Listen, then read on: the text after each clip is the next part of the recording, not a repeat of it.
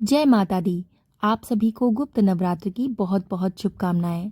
आज इस वीडियो में हम गुप्त नवरात्र के चौथे महाविद्या माँ भुवनेश्वरी माता की कथा सुनाएंगे। कथा सुनाने से पहले अगर आप इस चैनल पर नए हैं तो प्लीज़ हमारा चैनल सब्सक्राइब कर दीजिए। कथा पसंद आए तो इसको लाइक और शेयर कर दीजिएगा और कमेंट में जय माता दी जरूर लिख दीजिएगा। आपको हमारे चैनल के माध्यम से गुप्त नवरात्र की जुड़ी सभी कथाएं व दुर्गा सप्तशती के पाठ भी मिल जाएंगे, तो आप एक बार जरूर विजिट करिएगा। तो चलिए शुरू करते हैं गुप्त नवरात्र की चौथी महाविद्या माँ भुवनेश्वरी की कथा। गुप्त नवरात्रि में साधक माँ के 9 रूपों के साथ साथ 10 महाविद्याओं की पूजा करते हैं। खासकर जो लोग तंत्र साधना करते हैं वो गोपनीय तरीके से गुप्त नवरात्रि में 10 महाविद्याओं की पूजा करते हैं। गुप्त नवरात्रि के चतुर्थ दिन माँ भुवनेश्वरी की पूजा की जाती है। माँ भुवनेश्वरी 10 महाविद्याओं में चतुर्थ स्वरूप विद्या मानी जाती हैं। माँ भुवनेश्वरी को तीनों लोकों की ईश्वरी माना जाता है। माँ भुवनेश्वरी साक्षात पूरे संसार को धारण करती हैं और इसका पालन पोषण करती हैं। माँ भुवनेश्वरी को जगत माता और जगत धात्री के नाम से भी जाना जाता है। माँ भुवनेश्वरी आकाश, वायु, पृथ्वी, अग्नि और जल का निर्माण करती हैं। शास्त्रों में माँ भुवनेश्वरी को मूल प्रकृति कहा जाता है। शास्त्रों में बताया गया है कि माँ भुवनेश्वरी भगवान शिव के वाम भाग में विराजमान रहती हैं। इनकी पूजा करने से ऐश्वर्य की प्राप्ति होती है और जीवन में आने वाली सभी समस्याएं दूर हो जाती हैं। माता भुवनेश्वरी की पूजा करने से मनुष्य की सभी मनोकामनाएं पूरी हो जाती हैं। चलिए जानते हैं माँ भुवनेश्वरी का स्वरूप। माँ भुवनेश्वरी को शक्ति और सृष्टि क्रम में महालक्ष्मी स्वरूप माना जाता है। आदिशक्ति भगवती माँ भुवनेश्वरी भगवान शिव की सभी लीलाओं में उनकी सहचरी हैं। माँ भुवनेश्वरी का स्वरूप बहुत ही सौम्य है और इनके समस्त अंग कांति से परिपूर्ण हैं। ये अपने सभी भक्तों को अभय और समस्त सिद्धियां प्रदान करती हैं। माँ भुवनेश्वरी को 10 महाविद्याओं में चौथी महाविद्या माना जाता है। देवी पुराण में बताया गया है कि मूल प्रकृति का दूसरा नाम भुवनेश्वरी है। माता भुवनेश्वरी के श्री अंगों से प्रातःकाल के सूर्य के समान आभा निकलती रहती है। माँ अपने मस्तक पर चंद्रमा का मुकुट धारण करती हैं। इनके 3 नेत्र हैं और इनके मुख पर हमेशा मुस्कान छाई रहती है। माता भुवनेश्वरी देवी के हाथों में पाश, अंकुश, वरद तथा अभय मुद्रा विराजमान रहते हैं। पौराणिक कथा के अनुसार त्रिदेव भगवान ब्रह्मा, विष्णु और रुद्र के बीच जगत की संरचना प्रारंभ करने हेतु मंथन चल रहा था। तभी एक उड़ता हुआ रथ उनके सामने प्रकट हुआ और आकाशवाणी हुई, जिसमें उन्हें रथ में बैठने का आदेश मिला। जैसे ही त्रिदेव रथ में बैठे, ये रथ मन की गति से उड़ने लगा और उन्हें एक कौतूहल भरे स्थान पर लेकर गया।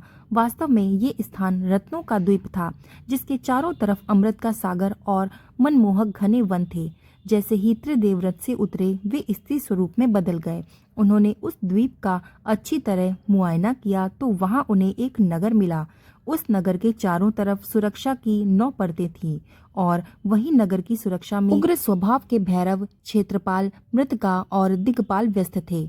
जैसे ही वे शहर के अंदर गए, शहर का सौंदर्य और विकास देखकर मंत्रमुग्ध हो गए। अंत में वे शहर के अंदर स्थित मुख्य राजमहल में पहुंचे, जिसका नाम चिंतामणि गृह था। इसकी सुरक्षा योगिनियां कर रही थीं। ये नगर श्रीपुर था, माँ देवी भुवनेश्वरी की राजधानी, जो दरअसल मणिद्वीप की रानी भी थीं। जैसे ही त्रिदेव महल के अंदर प्रविष्ट हुए, उन्हें देवी माँ के भुवनेश्वरी के स्वरूप के भव्य दर्शन हुए। लाल रंग की निराली छटा लिए माँ की 3 आँखें और 4 हाथ थे। उन्होंने लाल रंग के ही आभूषण धारण किए हुए थे। उनके तन पर लाल चंदन का लेप लगा हुआ था और लाल कमल की माला पहने रखी थी। बाएं हाथ में उन्होंने अंकुश और फरसा पकड़ा हुआ था, वहीं दाएं हाथ से अभय और वरदा मुद्रा दिखा रही थीं। उनके मस्तक पर मुकुट अर्धचंद्र रूपी मणि द्वारा सुसज्जित था। माता श्वेत वर्ण में त्र्यंबक भैरव के बाएं गोद पर बैठी हुई थीं। उन्होंने श्वेत वस्त्र पहने हुए थे और सिर के ऊपर भी अर्धचंद्र व गंगा जी धारण थी। उनके पंचमुख में से प्रत्येक पर 3 नयन थे।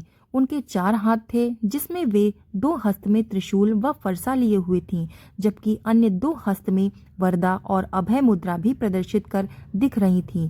देवी भुवनेश्वरी और त्र्यंबक भैरव पंचप्रेत आसन पर आसीन थे।